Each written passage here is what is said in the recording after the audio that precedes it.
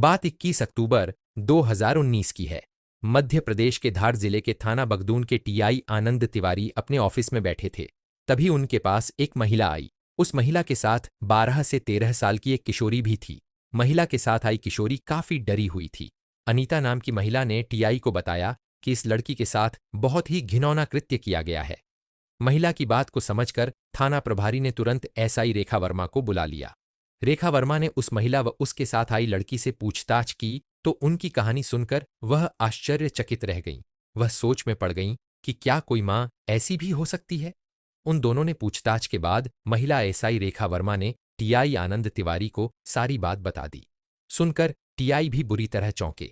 वही क्या, कोई भी इस बात पर भरोसा नहीं कर सकता था कि एक मां अपनी मासूम बेटी के साथ एक अधेड़ व्यक्ति जैसा घिनौना कृत्य करवाया। प्रारंभिक पूछताछ में थाने आई किशोरी ने बताया था कि वह कक्षा 6 में पढ़ती है। पिता मांगीराम की मौत के बाद मां 4 भाई बहनों के साथ रहकर मेहनत मजदूरी करती थी। लेकिन 4 साल पहले मां ने तब मजदूरी करनी छोड़ दी जब उसकी दोस्ती मटन बेचने वाले महमूद से हुई। तब से महमूद अक्सर उसके घर आने लगा था।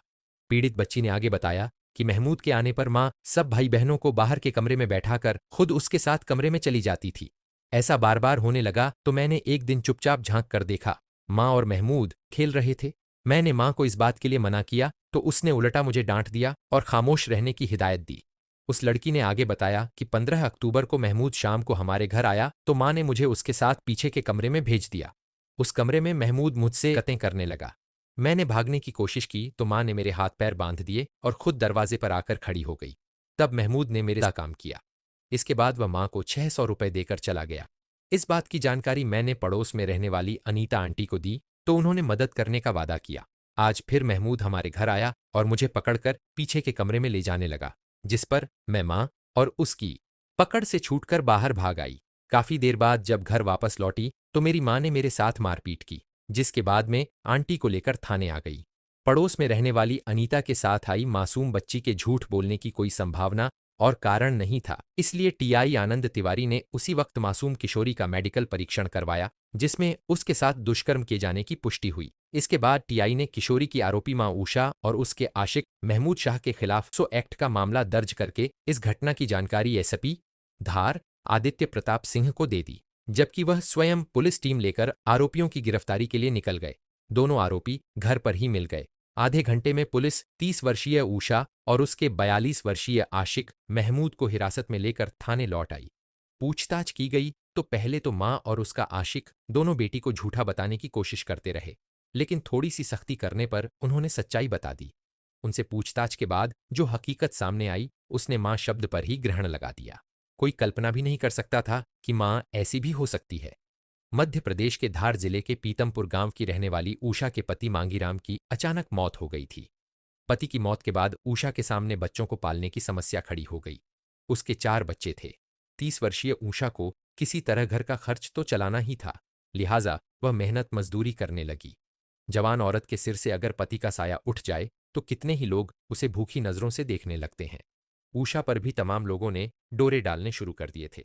इसी दौरान खूबसूरत उषा पर मटन की सप्लाई करने वाले महमूद शाह की नजर पड़ी। महमूद का बगदून में पोल्ट्री फार्म था। अपने फार्म से वह ढाबे और होटलों में मटन सप्लाई करता था। महमूद उषा के नजदीक पहुंचने के लिए जाल बुनने लगा। इससे पहले महमूद गरीब घर की ऐसी कई लड़कियों और महिलाओं को अपना शिकार बना चुका था। वह जानता था कि गरीब औरतें जल्दी ही पैसों के लालच में आ जाती हैं। उसने काम के बहाने उषा से जान पहचान बढ़ाई और उसके बिना मांगे ही उसे मटन देने लगा। उषा ने जब उससे कहा कि वह पैसा नहीं चुका पाएगी तो उसने कहा कि कभी मुझे अपने घर बुलाकर मटन खिला देना, मैं समझ लूंगा कि सारे पैसे वसूल हो गए। जवाब में उषा ने कह दिया कि आज ही आ जाना, खिला दूंगी। इस पर महमूद ने मिर्च मसाले आदि के लिए उसे 200 रुपए भी दे दिए। उषा खुश हुई। उसने उसके लिए मटन बनाकर रखा, लेकिन महमूद नहीं आया। अगले दिन उषा ने महमूद से शिकायत की तो उसने कोई बहाना बना दिया और फिर किसी दिन आने को कहा। उसके बाद अक्सर ऐसा होने लगा। उषा मटन बनाकर उसका इंतजार करती। अब वह मटन के साथ उसे खर्च के पैसे भी देने लगा। इस तरह उषा का उसकी तरफ झुकाव होने लगा। महमूद उषा की बातों और मुस्कुराहट से समझ गया था कि वह उसके जाल में फंस चुकी है, लिहाजा एक दिन वह दोपहर के समय उषा के घर चला गया। उस समय उषा के बच्चे सरकारी स्कूल में पढ़ने गए हुए थे। महमूद को घर आया देख उषा खुश हुई। महमूद उससे प्यार भरी बातें करने लगा। उसी दौरान दोनों ने अपनी हसरतें भी पूरी कर लीं। हालांकि महमूद शादीशुदा और 2 बच्चों का पिता था, लेकिन ऊषा ने जिस तरह उसे खुश किया, उससे वह बहुत प्रभावित हुआ। इसके बाद उसे जब भी मौका मिलता, ऊषा के घर चला आता। कुछ महीनों बाद उसके कहने पर ऊषा ने मजदूरी करना बंद कर दिया। उसके घर का पूरा खर्च महमूद ही उठाने लगा। वह भी दिन भर महमूद के साथ बिस्तर में पड़ी रहने लगी। ऊषा की बड़ी बेटी 12 से 13 साल की थी। माँ के साथ महमूद को देखकर वह भी समझ गई थी कि माँ किस रास्ते पर चल रही है। बेटी ने माँ की इस हरकत का विरोध करने की कोशिश की, लेकिन ऊषा पर बेटी के समझाने का तो कोई फर्क नहीं पड़ा। उलटे महमूद की नज़र बेटी पर जरूर खराब हो गई। कुछ समय बाद महमूद ने ऊषा को 2,000 रुपए देकर बड़ी बेटी को लिए तैयार करने को कहा। 2,000 रुपए देखकर वह लालच में अंधी हो गई और बेटी को उसे सौंपने को तैयार हो गई, जिसके चलते 15 अक्टूबर की शाम को महमूद ऊषा की बेटी के संग ऐश करने की सोचकर उसके घर पहुंचा। ऊषा ऐसी निर्लज्ज हो गई थी कि वह अपनी कोमल सी बच्ची को उसके हवाले करने को तैयार हो गई। महमूद के पहुंचने पर ऊषा ने बेटी को महमूद के साथ बात करने के लिए कमरे में भेज दिया। उसे देखते ही महमूद पड़ा तो वह रोने चिल्लाने लगी। यह देख बेदर्द ऊषा कमरे में आई और बेटी की चीख पर दया दिखाने के बजाय उलटा उसे समझाने लगी। कुछ नहीं होगा, थोड़ा प्यार कर लेने दे। तू महमूद को खुश कर देगी तो यह तुम्हें लैपटॉप और मोबाइल दिला देंगे। बच्ची डर के मारे रो रही थी। वह नहीं मानी तो बेहया ऊषा ने अपनी बेटी के हाथ और पैर बांधकर बिस्तर पर पटक दिया। इसके बाद महमूद को अपनी मन की करने का इशारा करके वह कमरे के दरवाजे पर बैठकर चौकीदारी करने लगी। महमूद या बनकर उस कोमल बच्ची टूट पड़ा, असहाय और मां, लेकिन न तो उस दानव का दिल पसीजा और न ही जन्म देने वाली मां का।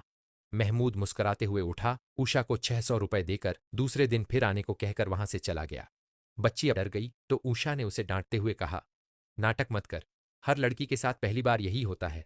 तू इससे मरेगी नहीं, 1 से 2 दिन में सब ठीक हो जाएगा। दूसरे दिन महमूद फिर आया, पर ऊषा ने उसे समझाया कि बच्ची अभी घायल है, 2 से 4 दिन उससे मुलाकात नहीं कर सकती। इस पर महमूद ऊषा के संग कमरे में कुछ समय बिताकर चला गया। इधर डर के मारे बच्ची कांप रही थी। वह सीधे आंटी अनीता के पास पहुंची और उनसे मदद की गुहार लगाई। 21 अक्टूबर को ऊषा ने फिर अपनी बेटी को महमूद के साथ कमरे में भेजने की कोशिश की, जिस पर वह घर से बाहर भाग गई। लौटने पर ऊषा ने उसकी पिटाई की तो उसने अनीता आंटी को सारी बात बताई। इसके बाद अनीता बच्ची को लेकर थाने पहुंच गई। पुलिस ने कलयुगी मां, ऊषा और उसके प्रेमी महमूद से पूछताछ के बाद कोर्ट में पेश कर जेल भेज दिया।